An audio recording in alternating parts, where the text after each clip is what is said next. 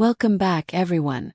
Before we begin, drop your thoughts and the lessons you took from this story in the comments.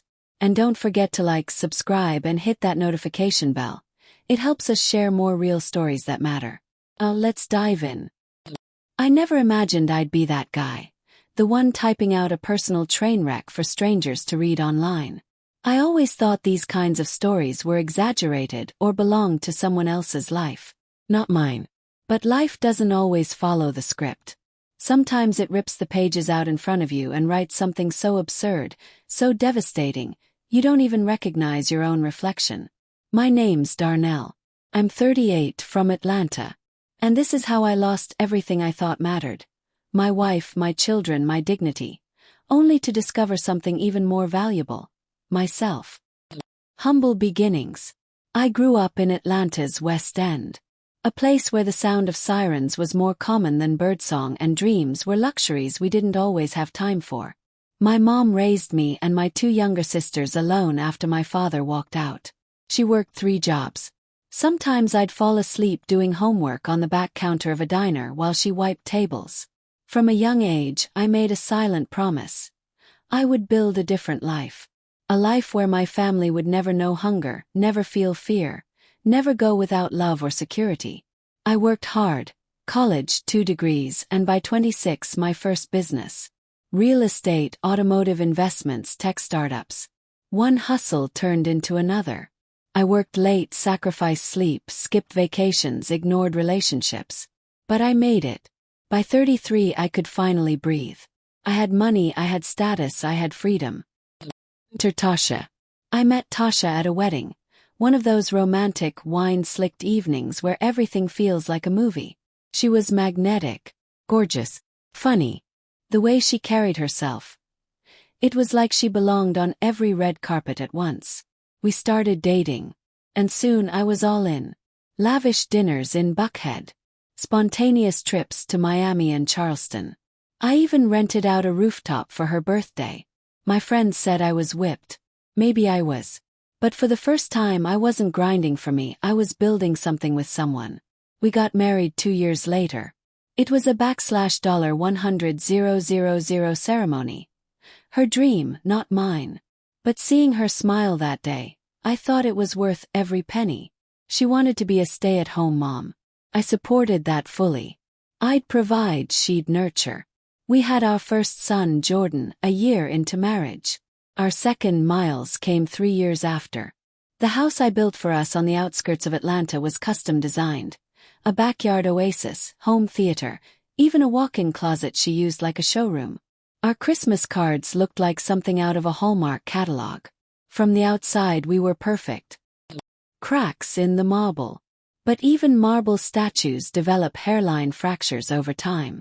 I'd come home and see her smiling with the kids. Candles burning, soft music playing.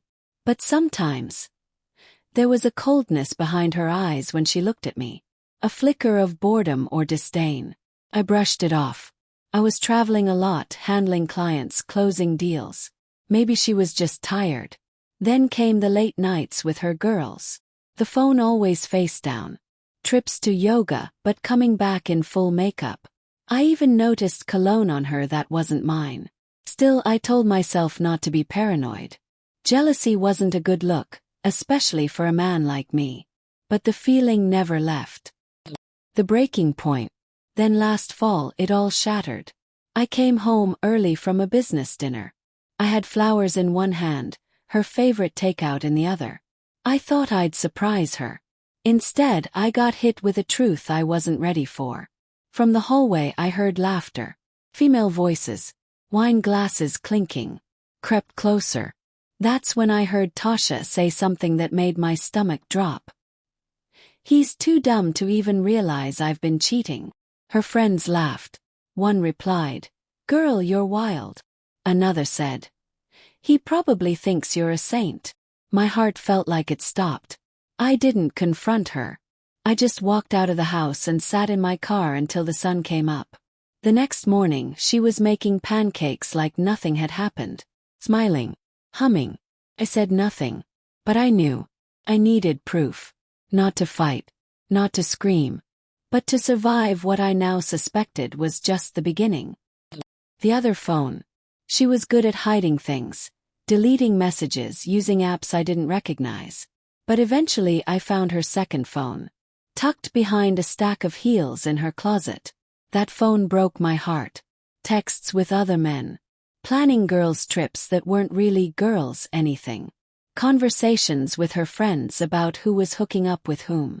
The name Troy kept popping up, a man she couldn't wait to see again in Miami. I wanted to vomit. And then, I remembered a comment from her mother when Miles was born. "He doesn't look like anyone in your family." Back then I laughed it off. Now it echoed in my mind like a taunt. The DNA test. I told Tasha I was taking the boys for a dentist appointment. I collected cheek swabs, hands trembling the whole time. The results came in 2 weeks later. Neither Jordan nor Miles were mine. I stared at the email like it was written in another language. Years of bedtime stories, soccer games, first days of school. None of it was mine. When I confronted her, she didn't cry. She didn't deny it. She smirked. "Maybe if you paid more attention, I wouldn't have to look elsewhere. Don't act shocked. You're not even man enough to keep your own wife." She called me weak, pathetic, told me I had no right to question her. That night I slept on the couch. The woman I built an empire for had reduced me to a roommate in my own home. The escape. A week later I left. No fights, no fireworks, just a handwritten note on the kitchen counter. "I'm done chasing love that doesn't exist." I moved into a tiny one-bedroom in Decatur. The place smelled like mildew and depression. But it was mine. No designer furniture. No kids' toys scattered around. No scent of another man's cologne on my wife. Just silence.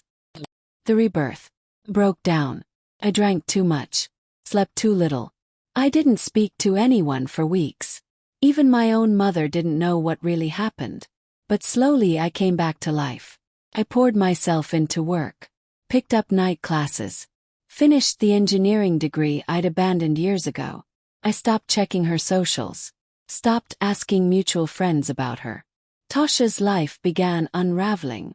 She blew through the savings. Sold the house. Sold her car. Her so-called friends disappeared when the free trips and gifts dried up. The men. Gone too. I never gloated. Just moved on. 2 years later. Got my degree. Landed a 6-figure job in Charlotte. Bought a condo. Peaceful, modest mine. No big announcements. No Instagram captions. Just quiet victory.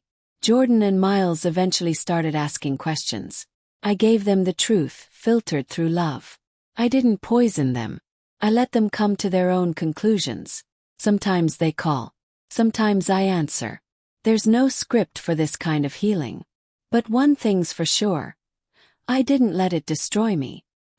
The final word. I never sought revenge. I never exposed her. I never posted the screenshots. Why? Because sometimes the loudest revenge is living well and free. She once said. He's too dumb to realize I've been cheating. Maybe I was slow to catch on. But in the end, I was smart enough to walk away. And that's a win she'll never understand. If you connected with this story, do me a favor, like, comment with your thoughts and share it with someone who needs to hear this. And of course, hit that subscribe button for more stories like this.